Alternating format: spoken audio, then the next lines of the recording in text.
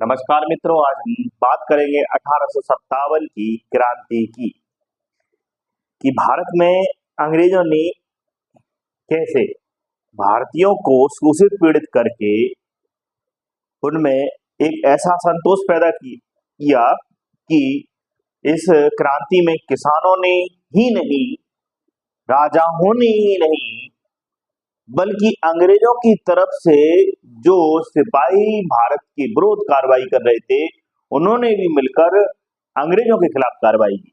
तो सोच सकते हैं कि सिपाहियों ने जो विद्रोह किया इस क्रांति में, इस क्रांति की शुरुआत की, वो क्रांति एक बड़े व्यापक स्तर पर भारत में फैल जाती है, प्रसारित होती है और अंततः अंग्रेजों को चुनौती मिलती है और ऐसा लगता है कि भारत के बड़े भूभाग से अंग्रेजों का साम्राज्य का विनाश हो चुका है। परंतु अंग्रेजों ने अपने हथियारों के साथ, अपने संचार परिवहन व्यवस्था के साथ और अपने पूरे धन के साथ, पूरे बल के साथ इस क्रांति में जितने भी स्थान थे जहां ये विद्रोह बढ़े चढ़कर हुए, अंग्रेजों को चुनौती दी, उनको दबा दिया। परंतु यह क्रांति अपने पीछे एक आंख छोड़ गई, एक प्रभाव छोड़ गई और वो प्रभाव और वो आंख थी राष्ट्रवाद, कि हम सब एक हैं, यह भारत भूमि हमारी है और अगर हम सब ने मिलकर अंग्रेजों के खिलाफ एकजुट होकर संघर्ष किया, आंदोलन किया, लड़ाई की, अगर फाइट की, तो ये बात पक्की है कि वह दिन दूर नहीं जब भारत स्वतंत्रता की सांस लेगा, स्वतंत्र हवा में अपने जीवन को जिएगा। और 15 अगस्त आने ही वाला है और 1857 की क्रांति आज मैं आपको पढ़ाने जा रहा हूँ। इसके पहले कारणों पर चर्चा करेंगे, फिर ये क्रांति कैसे भारत में विभिन्न क्षेत्रों में विस्तारित हुई, वो कौन सी घटना थी जिसने इस असंतोष रूपी बारूद को चिंगारी प्रदान की और आखिरकार इस चिंगारी ने पूरे उत्तर भारत में, दक्षिण भारत के कुछ भागों में ऐसी आग लगाई, ऐसी अलग जगाई राष्ट्रवाद की कि अंग्रेजों को कई क्षेत्रों से अपना शासन प्रशासन छोड़ना पड़ा, भागना पड़ा। कई अंग्रेज अधिकारी मारे भी गए और अंग्रेजों को इस बात का सबक मिला कि अगर भारत में लोगों ने मिलकर हमारे खिलाफ कार्रवाई की तो ये बात पक्की है कि हमारा दिन डूब जाएगा, भारत में हमारा सूरज ढल जाएगा, भारत में हमारा साम्राज्य जो भारत में मौजूद है वो समाप्त हो जाएगा। तो आइए हम चलते हैं इस क्रांतिकारी युग परिवर्तनकारी घटना पर, 1857 की क्रांति, जिसने अपने पीछे राष्ट्रवाद की अलग की प्रेरणा में दी। इसी क्रांति ने हमें, इसी क्रांतिकारियों की जो बलिदान और त्याग व समर्पण की भावना थी, उसी ने हमें राष्ट्रवाद के लिए, राष्ट्रीय आंदोलन के लिए और 15 अगस्त का दिन देखने के लिए हमें प्रेरणा दी। तो आइए हम चलते हैं इसके कारणों पर। ब्रिटिश प्रधानमंत्री पामस्टन और वायसराय कैनिंग थे उस समय जब ये क्रांति हुई। क्रांति के कारणों पर चर्चा करें तो राजनीतिक कारण सबसे पहले देख लेते हैं। राजनीतिक कारण में कुछ समय वायसराय हुआ करता था इस क्रांतिकारी घटना, युगांतरकारी घटना से पहले, उसका नाम था डलहौजी। डलहौजी ने भारत में बड़े स्तर पर व्यपगत की नीति के माध्यम से बहुत बड़े बड़े राज्यों को बिना किसी तर्कपूर्ण आधार के अपने राज्य में मिला लिया और इसके तहत सतारा, जयपुर, संबलपुर, बघाट, उदयपुर, झांसी, नागपुर जैसे बड़े राज्यों को निगल गया और ब्रिटिश साम्राज्य में मिला लिया। आपने झांसी की रानी की कहानी सुनी होगी। सुभद्रा कुमारी चौहान जी ने झांसी की रानी की कहानी को लिखकर राष्ट्रवाद को और आग दी, चिंगारी दी। खूब लड़ी मर्दानी, वो तो झांसी वाली रानी थी। तो आप सोच सकते हैं एक अकेली महिला पूरे भारत में मौजूदा ब्रिटिश साम्राज्य के सामने खड़ी हो गई, चुनौती दे दी, उसकी जड़ों को हिला दिया। सोचो आप, तो हमारे देश में वीरों की कमी नहीं है, वीरांगनाओं की कमी नहीं है भाई। तो सोचने वाली बात है, जब डलहौजी ने बड़े स्तर पर राजाओं को और उनके राज्यों को और उनके सिंहासनों को हड़पा, उन पर कब्जा किया, तो राजाओं में असंतोष पैदा हुआ। तो साथ ही अवध के वाजिद अली शाह कुशासन का आरोप लगा दिया। आउटरम की रिपोर्ट, एक रिपोर्ट जागरण फर्जी रिपोर्ट बनवाई कि जबकि वाजिद अली शाह उस क्षेत्र में अवध में जिस अवध की स्थापना साध ने की थी, उस अवध पर जबरन कब्जा करने के लिए कहा कि यहाँ कुशासन है, जबकि वहां शासन और सुशासन था। तो जबरन रिपोर्ट छपवा कर उस पर कुशासन का उसका भी विलय किया। और याद रखें, अवध का जब कुशासन का आरोप लगेगा, अवध के ही सबसे ज्यादा सिपाही थे अंग्रेजी सेना में, याद रखें ये भी आप। तो अब बताइए, जब कुशासन का आरोप लग गया, अवध उनसे छिन जाएगा और अवध के सिपाही जब देखेंगे अपने ही आंखों के सामने अपने माता पिता का दुख दर्द, अंग्रेजों की अत्याचारी शोषण, तो कहीं ना कहीं सिपाहियों के मन में असंतोष आएगा ही आएगा।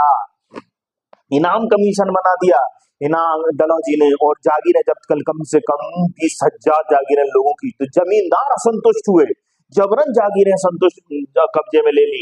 प्रशासनिक भेदभाव, प्रशासन के स्तर पर, चाहे वह कानून व्यवस्था हो, चाहे वो भाषा के स्तर पर हो, चाहे वह पदों के स्तर पर हो, हमेशा भारतीयों के साथ भेदभाव किया जाता था। तो आप देख सकते हैं कि राजनीतिक व्यवस्था से भारतीय लोगों को वंचित किया गया, बल्कि उनके क्षेत्रों पर कब्जा करके उनका शोषण किया गया। जहां राजा भी मौजूद है, किसान भी मौजूद है, जमींदार भी मौजूद है, तो कौन नहीं असंतुष्ट था भारत में? राजा से लेकर किसान तक के लोग असंतुष्ट थे, तो क्रांति क्यों नहीं होगी? असंतोषकारी परिस्थिति अंग्रेजों ने पैदा की भारत में। और याद रखें, सैनिक विद्रोह भारत में ऑलरेडी बेलूर में और बैरकपुर में हो चुके थे, और इन विद्रोहों के कारण भी क्या थे बताइए? धार्मिक कारण थे। और याद रखें, जब कोई व्यक्ति हमसे हमारी पहचान छीनता है, तो बताइए कोई कहीं चुप बैठेगा? जब कोई हमारी अस्मिता की बात करता है, जब कोई धरती माता की बात करता है, जब कोई हमारे ईश्वर की बात करता है, जब कोई हमारे से हमारे धर्म को छीनने का प्रयास करता है, तो याद रखें कि हम फिर डटकर लड़ेंगे। हमारा सर कट जाए तो हमारा धड़ भी लड़ेगा, परंतु हम हमारे धर्म और हमारी पहचान की रक्षा के लिए जान लगा देंगे, ये याद रहे। और यही यहाँ देखने को हमें मिलेगा कि जहां लोगों में राजनीतिक स्तर पर असंतोष व्याप्त था, तो वहीं आर्थिक स्तर पर भी अंग्रेजों ने धन का भारत से बड़े स्तर पर निष्कासन किया। चाहे वो भू राजस्व नीति हो, भू राजस्व नीति के तहत महलबाड़ी व्यवस्था, रैयतबाड़ी, स्थायी बंदोबस्त, कृषि का वाणिज्यीकरण हो, जिसके तहत भारत के बड़े भूभाग से धन को पूरा इंग्लैंड भेज दिया। धन का निष्कासन का मतलब है वह पूरा धन जिसका कोई भौतिक लाभ भारतीयों को प्राप्त नहीं हुआ। भारत निर्धन हो गया। निर्धनीकरण भारतीय अर्थव्यवस्था का एक गुण बन गया भाई। भारतीय अर्थव्यवस्था औपनिवेशिक अर्थव्यवस्था पर निर्भर हो गई। सोचिए, दादा भाई नेहरू जी कहते हैं धन के निष्कासन, और कांग्रेस भी इस दादा भाई नेहरू जी के द्वारा जो वक्तव्य दिया गया कि आर्थिक रूप से भारत का शोषण किया जा रहा है, इसी को कांग्रेस ने आर्थिक शोषण को ही अंग्रेजों के खिलाफ हथियार के रूप में इस्तेमाल किया अपने अधिवेशनों के दौरान शुरुआती स्तर पर, जब कांग्रेस का उदारवादी चेहरा था, उदारवादी विचारधारा थी। औद्योगिक नीति के तहत भारत में वही अनाजों का उत्पादन किया जाता था, वही फसलों का उत्पादन किया जाता था जिसकी आवश्यकता उनके उद्योगों में है। याद रखें, कहां पर? इंग्लैंड में बड़ी बड़ी मशीनें लगी हुई थी, उनको नील की, कपास की, जूट की आवश्यकता पड़ती थी। तो ये सब चीजें भारत में अफीम की उत्पादित कराई जाती थी। आगे धन का निष्कासन मैंने बता ही दिया। सामाजिक सांस्कृतिक स्तर पर देखें, सती प्रथा पर रोक लगा दी। चाहे वो प्रथा गलती को पर समाज में मान्य थी। हमारे यहाँ शिशुओं की हत्या होती थी, और जो एक तरीके से बाल विवाह, इन सब जो भी हमारी सामाजिक चाहे कुरीतियां रही उस समय की, उन पर जब रोक लगाई, समाज में जो संतोष फैला। याद रखें, एक्ट बना दिए 1956 में, विधवा पुनर्विवाह अधिनियम बना दिया, आप सबको पता है। और असंतोष समाज में फैला कि अंग्रेज कौन होते हैं? हमारे रीति रिवाजों को बदलने वाले, हमारी प्रथा, नस्लीय भेदभाव किया गया। हमारे साथ नस्ल के स्तर पर कई जगह आपने देखा होगा, एक मूवी आई थी अभी झांसी की रानी, उसमें लिखा था Indian people and dog not allow. हमें डॉग बोलते थे। सोचो अंग्रेज, सोचो। वो धार्मिक स्तर पर देखें तो हमारे बड़े स्तर पर ईसाईकरण कर दिया गया, धर्मांतरण किया गया, और साथ में धर्मांतरण ही नहीं, हमारे धर्म की, हमारे भगवानों की आलोचना की गई। साथ में धार्मिक अयोग्यता अधिनियम एक्ट लाया गया 1850 में, और कहा गया कि कोई भी ईसाई बनता है, कोई भी धर्मांतरण करता है, तो उसको उसकी संपत्ति से बेदखल नहीं किया जाएगा। आप देख सकते हैं। इसके पश्चात सैनिक कारणों पर आ जाते हैं। सैनिक कारणों में पदोन्नति नहीं होती थी, बड़े पद नहीं दिए जाते थे, सिर्फ निम्न स्तर के पद दिए जाते थे हमको। साथ में सुविधाएं जो हमारे जो सैनिकों को वो सुविधाएं नहीं मिलती थी जो अंग्रेजी सैनिकों को मिलती थी, चाहे वो रहन सहन के स्तर पर हो, खान पान के स्तर पर हो। धार्मिक प्रतीक, ना वो तिलक लगा सकते थे, ना माला पहन सकते थे, ना दाढ़ी मूछ रख सकते थे, ना वो कड़ा पहन सकते थे। धार्मिक प्रतीक, अब बताइए आप, हम अपने ही जीवन में अपनी पहचान खो दिए तो बचा क्या? हम क्या बताएंगे किस देश के वासी हैं, हम कौन है? अगर कोई चुटिया रख रहा है, तिलक रख रहा है, या चूड़ा पहन रहा है, या कलावा पहन रहा है, गले में अगर माला पहन रहा है, तो हमारा धर्म है भाई, हमारी पहचान है, हम पहनेंगे। कोई अगर मना करे कि आप मंदिर में नहीं जाओगे, हमारे धार्मिक स्थलों पर, या कल को तुम गीता का पाठ नहीं करोगे या धार्मिक पुस्तकों, तो फिर हम कहाँ चुप बैठेंगे बताइए। और हमारे हिंदू धर्म को, सनातनी धर्म को, जिसे हम छठ दर्शन के रूप में भी जानते हैं, उसको मिटाने के लिए कई सालों से प्रयास किए गए, परंतु लोग मिट गए और धर्म नहीं मिट सकता, क्योंकि यह धर्म सनातन अनंत काल से चला रहा है, और इसी धर्म ने पूरी दुनिया को ही जीवन जीने की कला सिखाई है। इसलिए जिसने सिखाया है वो कैसे मिट सकता है। डाकघर अधिनियम बना दिया कि अब फ्री में डाक नहीं बेच सकते, मुफ्त में डाक अपने घर में नहीं बेच सकते। यह अधिनियम बना दिया 54 में, तो मुफ्त में जो सैनिक डाक घर का इस्तेमाल करते थे वो बंद कर दिया। सामान्य सेवा भर्ती नियम 1856 बनाएगा, और इसमें भी भर्ती के वो नियम बनाएंगे जिसमें कि बड़े पदों पर भारतीयों को नियुक्त नहीं किया जाता था। अब आते हैं तात्कालिक कारण, और तात्कालिक कारण आप सबको बचपन से पता है कि वो चर्बी वाले कारतूस। एक मूवी भी आई थी मंगल पांडे, अगर आपने देखी हो, कि उसमें दिखाया गया है मूवी में भी, और ये सब आप समझ सकते हैं कि यहाँ से समाज में ऑलरेडी आर्थिक, सामाजिक, राजनीतिक और धार्मिक स्तर पर असंतोष पहले से ही है। अब तात्कालिक कारण क्या हो जाता है कि सिपाही जो पहले अपनी राइफल यूज करते थे, वो अब एक नई राइफल अंग्रेजों ने ले आई, और उस राइफल में कारतूस को काटकर, मतलब बारूद को भरने से पहले कारतूस को काटा जाता था, है ना, इनफील्ड राइफल, है ना। अब लोगों में ऐसी बातें होने लगी कि अंग्रेजों ने जो कारतूस बनवाया है, उसमें जो हम काटते हैं, उसमें ऊपर, कारतूस के ऊपर जिसे हम काटते हैं मुंह से, उसमें गाय की और सूअर की चर्बी है। और याद रखना, गाय हिंदू में और मुसलमानों में, मुस्लिम धर्म में सूअर, ये सब निषेध है, और इसके पश्चात भी उस पर वो चर्बी चढ़ी हुई थी।